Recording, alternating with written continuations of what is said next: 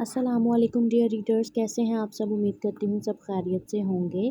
تو یہ رہی snack pack of upcoming episode.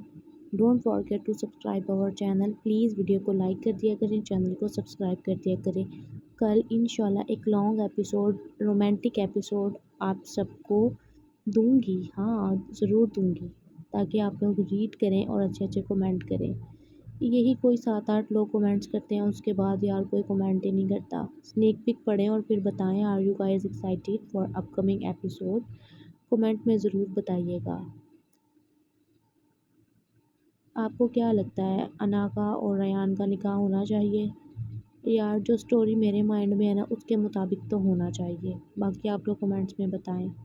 پڑھ چکا ہوں تمہارے ابو کی وصیت، بار بار مجھے یاد دلانے کی ضرورت نہیں ہے۔ فی الحال تو میں نکاح نہیں کر سکتا کیونکہ بہت سارے مسئلے حل کرنے ہیں پہلے مجھے۔ وہ یہ کہہ کر کمرے سے باہر چلا گیا تھا۔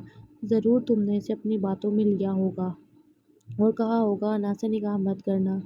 نہیں، میں نے ان سے کچھ نہیں کہا، وہ ڈرتے ہوئے لہجے میں بولی تھی جب یشفا اسے دیکھ کر ہنسنے لگی تھی۔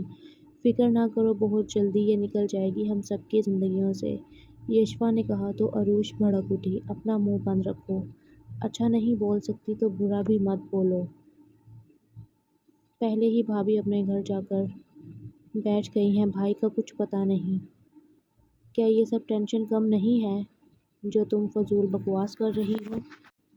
انا دیکھو، بے شک تم میری کزن ہو، ریان بھائی نے ماموں جان سے تم سے نکاح کرنے کا وعدہ بھی کیا تھا اور وہ بہت جلد اپنا وعدہ پورا بھی کریں گے، مگر اس کا یہ مطلب نہیں ہے کہ تم جنت کو ذلیل کرنے لگ جاؤ۔